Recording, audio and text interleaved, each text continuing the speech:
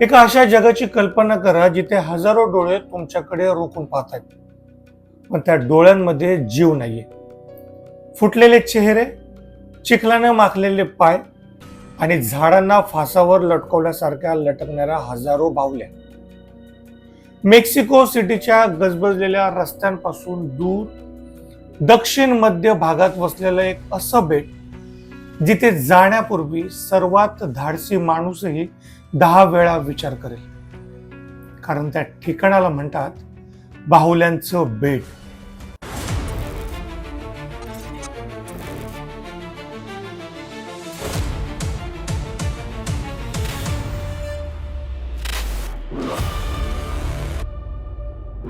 नमस्कार मित्रांनो, मी प्रमिल क्षेत्रे. तुम्हाला हे रहस्यमय आणि थरारक गोष्टी ऐकायला आवडत असेल तर प्रमिल क्षेत्र ह्या माझ्या युट्यूब चॅनलला लाईक, शेअर आणि सबस्क्राईब करायला विसरू नका, जेणेकरून मी नवनवीन गोष्टी तुमच्यासाठी घेऊन येईल. कथेला सुरुवात करण्यापूर्वी मागे वळून पाहूया त्या इतिहासाकडे, ज्याची कल्पनाही आपण करू शकत नाही. 14व्या शतकात जेव्हा स्पॅनिश आक्रमक हर्नांडो कॉर्टेज जेव्हा मेक्सिकोत शिरला, तेव्हा त्याने इथल्या संस्कृतीचा केवळ नाशच केला नाही, तर एका शांत प्रदेशाला मृत्यूच्या छायेत लोटून दिलं. याच विध्वंसातून वाचण्यासाठी काही लोकांनी आश्रय घेतला तो होचिमोकोच्या दुर्गम कालव्यांमध्ये आणि दलदलीच्या बेटांवर.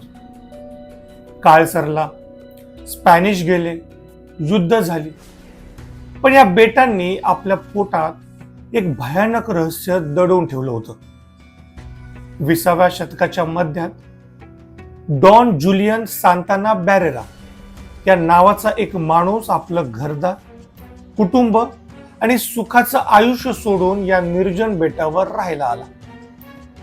लोक म्हणायचे की तो वेड आहे, पण जुलियनला कशाचा तरी शोध होता, किंवा कदाचित तो कशापासून तरी पळून आला होता.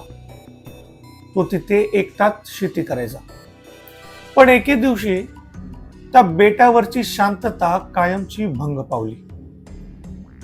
जुलियनला पाण्याचा आवाज ऐकू आला. कुणीतरी मदतीसाठी ओरडत होतं. त्याने धावत जाऊन पाहिलं तर एक लहान मुलगी पाण्यात बुडत होती. त्याने तिला बाहेर काढण्याचा आटोकाट प्रयत्न केला, पण नियतीला काही वेगळंच मान्य होतं. ती मुलगी त्याच्या हातातच तडफडून मेली.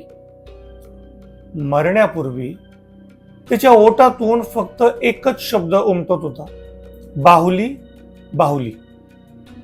त्या मुलीला वाचवू न शकल्याच्या अपराधानं जुलियनला वेड लावलं. काही दिवसानंतर त्याच पाण्यात त्याला एक जुनी बाहुली तरंगताना दिसली. त्याला वाटलं ही त्या मुलीचीच बाहुली असावी.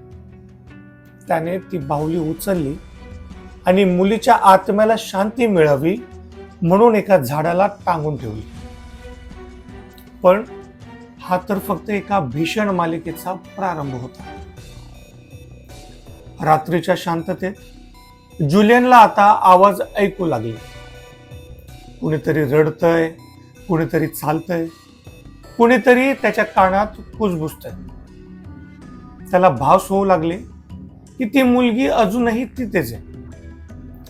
तिची सावली झाडांमागून डोकावताना त्याला दिसायची. मग जुलियननं स्वतःला वाचवण्यासाठी एक विचित्र मार्ग निवडला. तो रोज तलावाकाठी जायचा आणि तेथे वाहून आलेल्या बाहुल्या गोळा करू लागला. कचऱ्यात पडलेल्या, तुटलेल्या, डोळे नसलेल्या बाहुल्या त्याने संपूर्ण बेटावर, प्रत्येक झाडावर, घराच्या भिंतींवर टांगायला सुरुवात केली.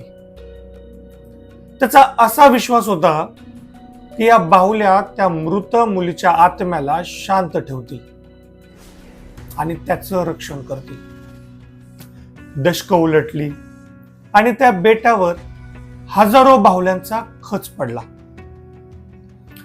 त्या बाहुल्या ऊन पावसामुळे भयानक दिसू लागल्या होत्या. काही बाहुल्यांचे हात नव्हते, तर काहींच्या डोळ्यांच्या खोबण्या रिकाम्या होत्या. 1990 मध्ये जेव्हा जगाला त्या बेटाबद्दल समजलं, तेव्हा लोकांच्या अंगावर काटा आला. पण खरी दहशत तर 2000 सालात पसरली.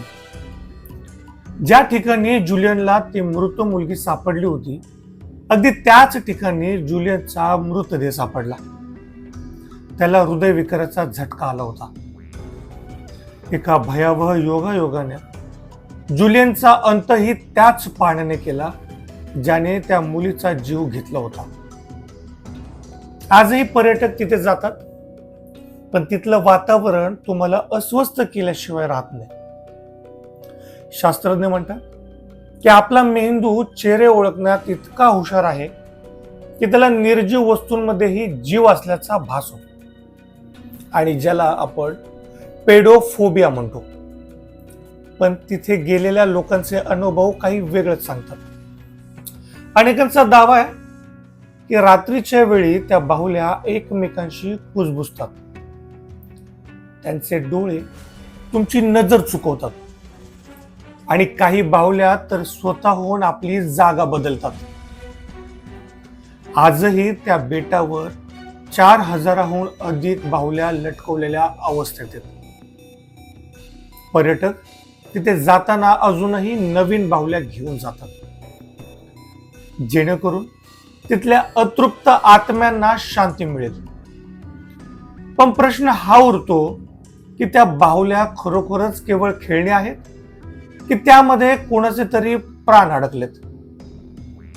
पुढच्या वेळी तुम्ही एखाद्या जुन्या बाहुलीकडे पाहाल तेव्हा विचार करा, ती तुमच्याकडे पाहतीये की तुमच्या आत दडलेल्या भीतीकडे. तुर्तास इतकंच. मित्रांनो, तुम्हाला ही गोष्ट कशी वाटली हे मला कमेंट करून नक्की कळवा. आणि प्रमिल क्षेत्र या माझ्या YouTube चॅनलला लाईक, शेअर आणि सबस्क्राईब करायला विसरू नका.